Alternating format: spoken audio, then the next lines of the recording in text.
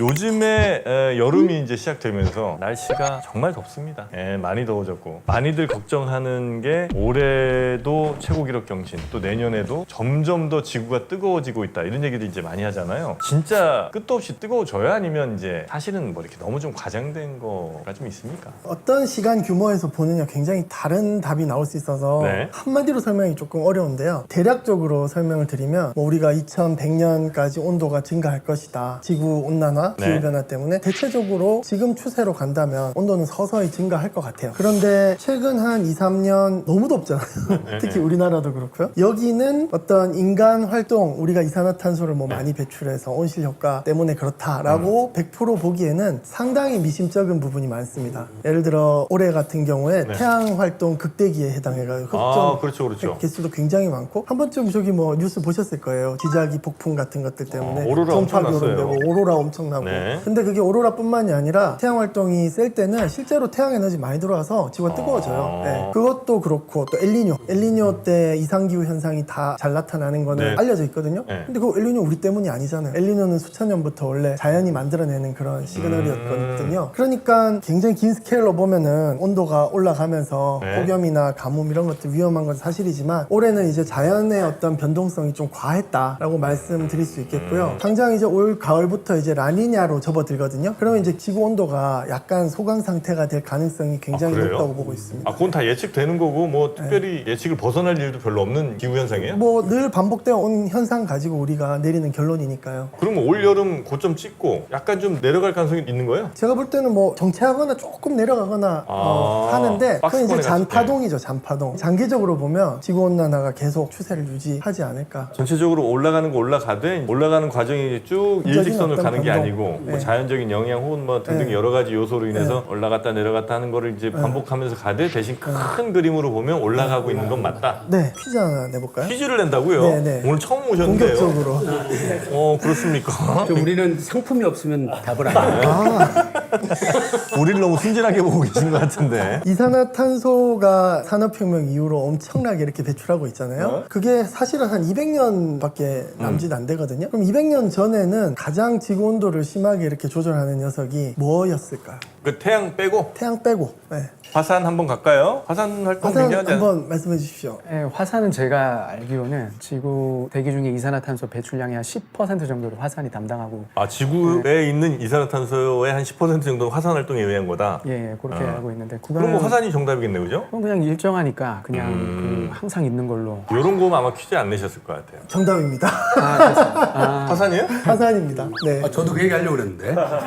얼떨결에 마셨네. 쪼는 맛이 없어. 근데 이게 비밀이 있습니다. 화산이 폭발하면 지구 온도가 올라갈까요? 떨어질까요? 자, 화산이 폭발하면 시간 스케일에 따라 다를 수 있을 것 같아요. 3년 동안 내려가고 17년간 올라갑니다. 좋다. 여기 계신 분들 너무 똑똑해서 퀴즈가 너무 재미가 없네요. 맞추셨습니다. 시간 규모에 따라 다른데요. 화산이 빵 폭발하고 처음 한 1, 2년 정도 지구 온도가 굉장히 많이 내려갑니다. 그렇죠. 먼지가 뒤덮여서. 그렇죠. 특히 이제 화산재 중에 이제 황산염 같은 것들이 많거든요. 황산염은 반짝반짝거려가지고 우리 금성 비너스가 이렇게 반짝반짝하는 게 샛별이라고 하잖아요. 그게 이제 황산염에 반사돼서 그런 거거든요. 그래요? 네, 그게 햇빛을 다 반사시켜요. 성층권까지 올라가가지고 성층권은 공기가 되게 안정돼 있거든요. 화산이 빵 하고 해가지고 올라가면 햇빛을 다 반사해가지고 온도가 한 1, 2년 동안 떨어졌다가 거기 계속 머무는군요, 1, 2년 동안. 왜냐면 너무 안정돼요. 예. 대륙권은 날씨 현상이 일어나서 공기가 막 뒤섞이는데 한 10km 상공으로 올라가면 굉장히 안정해가지고 한 번 올라가면 못 내려와요. 상당기가 이렇게 해서 햇빛을 반사해서 지구가 사실 어두워지는 거죠. 햇빛을 못 받으니까. 그래서 좀 차가워지다가 아까 이제 우리 김기문 교수님께서 정확하게 말씀하셨는데 되게 중요한 포인트인데요. 인간이 1년에 배출하는 탄소의 양이 한 500억 톤 된다 그러면 한 50억 톤, 10분의 1 정도가 화산 이산화탄소 배출하거든요. 근데 그렇게 칭찬해 주시기엔 이분도 좀 박사거든요. 이 분야 전문가. 대기과학은 전공이 아니시. 그래도 화산 전문가인데. 너무 학생으로 보시네. 근데 그 그 이산화탄소는 결국은 장기적으로 지구온도 상승의 요인이죠. 아 그렇죠. 저 정확히 맞췄네 그러면. 정확하게 맞추셨습니다. 와 대단합니다. 그래서 네. 예전 고기후 자료를 이렇게 살펴보면 네. 화산 활동이 굉장히 빈번하던 때가 있고 네. 지금은 사실은 우리가 볼 때는 화산이 많이 나는 것 같지만 지질학적 규모에서 보면 화산이 적은 기간이거든요. 현재는 예, 화산 활동이 굉장히 많을 때는 이산화탄소 온실기체 너무 많이 나와가지고 네네. 지구 온도가 상당히 이렇게 올라갔던 기록들이 있습니다. 근데 과거 지구의 기온 변화를 설명하는 것 중에 물리학에서는 그 지구의 세차 운동 그것도 꽤 중요하다고. 네, 굉장히 좀 중요합니다. 주기적인 거죠, 그런데 그걸. 그렇죠. 그게 이제 세 가지 종류가 있는데요. 종류에 따라 주기가 뭐 10,000년짜리도 있고요. 예, 뭐 몇만 4만 년 년짜리도 정도. 있고 10만 년. 뭐 타원 궤도가 찌그러졌다가 원에 가까웠다 이런 거는 10만 년. 그거를 네. 세르비아 수학자 밀란코비치라는 사람이 사이클. 이야기를 해가지고 밀란코비치 사이클이라고 이제 얘기를 하는데 말씀하신 것처럼 지구가 태양을 중심으로 도는 궤도 타원이 20류라고 하죠. 궤도가 찌그러진 정도가 변하는 게 10만 년 주기로 변하고 세차 운동이 2만 6천 년 주기로 변하고 궤도 경사가 지금은 23.5도 정도 이제 기울어져 있는데 그게 23도에서 40도까지 왔다 갔다 한대요. 이게 한 4만 년 년. 네네. 주기라서 근데 이건 굉장히 긴 스케일의 변화. 근데 그것 때문에 우리가 빙하기로 갔다가 간빙기로 갔다가 하는 그걸 가장 한다고. 중요한 원인이 천체에 있었습니다. 여튼 그래서 이제 자전축이 기울고 서는 거에 따라서도 지구의 온도, 대기가 굉장히 많이 달라지고 공정 궤도라든지 이런 거에 의해서도 영향을 좀 받는데 여튼 제일 핵심은 그럼 태양이군요.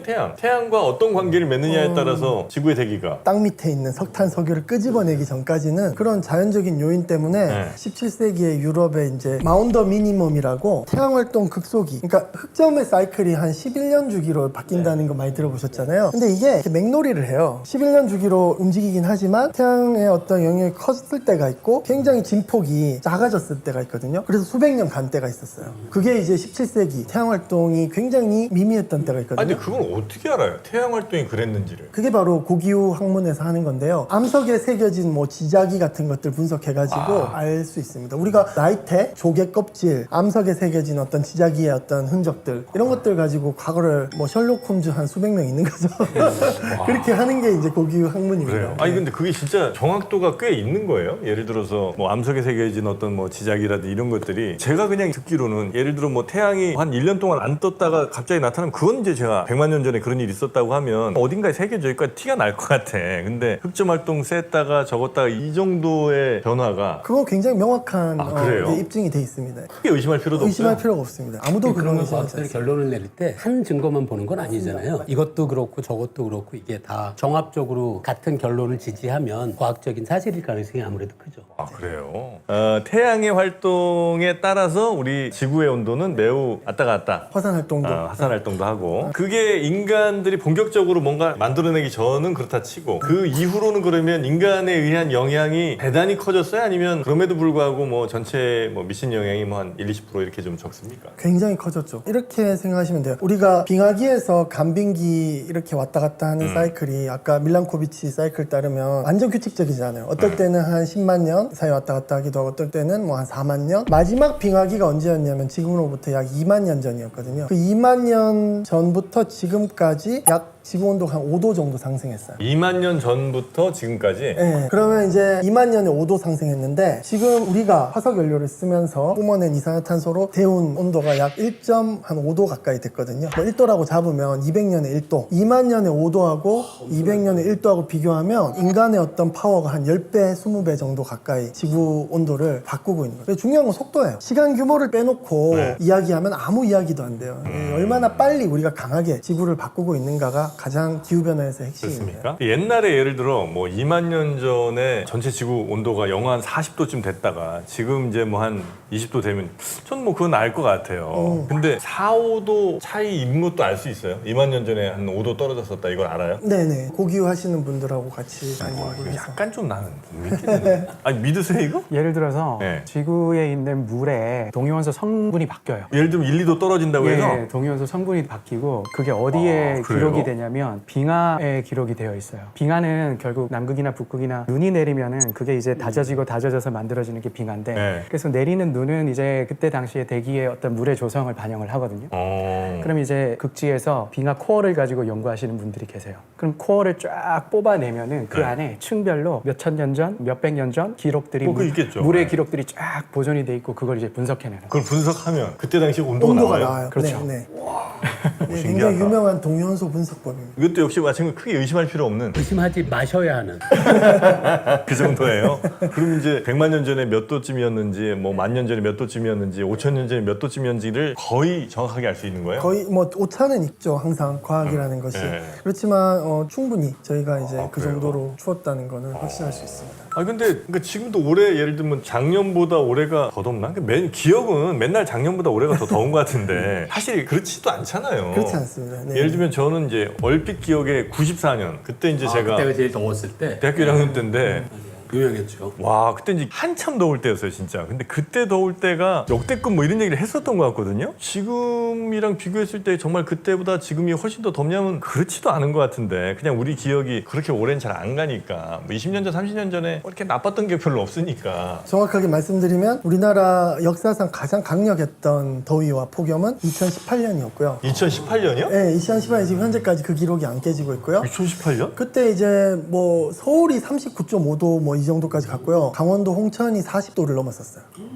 그래서 이제 우리나라 기록이었고요. 아, 그래요? 그 다음이 이제 94년도입니다. 아 그때가 더운 건 맞군. 굉장히 덥긴 덥습니다. 그거 덥다는 거는 예를 들어서 7월 한 달 동안 35도인 날이 30일일 수도 있고 아니면 7월 16일에 갑자기 39.5도를 네. 찍을 수도 있잖아요. 저희가 얘기하는 건 그거죠. 순간적으로 얼마나 순간 더웠나. 찍은 거. 네, 네. 그게 정말 그 해가 제일 더웠다고 하기도 좀 애매한 거 아니에요 그러면? 아 사실 그렇습니다. 근데 디테일한 걸 잘 아니까 우리 네. 기후 과학의 역사에서 네네네. 여기 참 묘한 게요. 1930년대가 더위 기간으로 따지면 한 달 이상 엄청나게 어떤데? 35도 이상 이렇게 온도가 있었던 기록이 있습니다. 와. 그래서 그 기록은 아직까지도 안 깨지고 있어요. 그게 참 미스테리한 게 이렇게 기후 변화가 심각하게 진행되고 있는데 네. 그 최장 기간 그 폭염 기록은 1930년대에 있었다라는 게 사실은 얼마나 그 자연의 힘이 대단한지도 또 보여주는 하나의 어떤 네. 그렇게 변동성이 큰 경우에는 네네. 어떤 한 해, 그 해에 가장 더운 날보다는 통계적인 비교를 네. 하는 게 맞잖아요. 네네. 그러니까 최근에 본 데이터는 우리나라에서 폭염을 정의하는 기준이 있는데 폭염의 일수는 장기적으로는 계속 늘어나고 있다. 맞습니다. 오히려 통계적. 그런 게 더 우리가 신경을 써야 되는 거 아닐까요? 하루가 더운 해 그것보다는. 지금 교수님 말씀하신 게 굉장히 네. 중요한 포인트인데요. 네. 우리가 언론에서 보면 이상기후, 극한 현상 뭐 이런 이야기들 많이 접하잖아요. 네. 그거보다 지금 말씀하셨듯이 평균적으로 가뭄이랑 홍수랑 이런 것들의 빈도랑 강도가 통계적으로 유의미하게 바뀌고 있는가 이게 네. 더 중요하죠. 근데 그것은 우리가 지금 알기 위해서는 네. 데이터가 많이 쌓여야 되겠죠. 그래서 확실하기가 쉽진 않은 부분이 있습니다.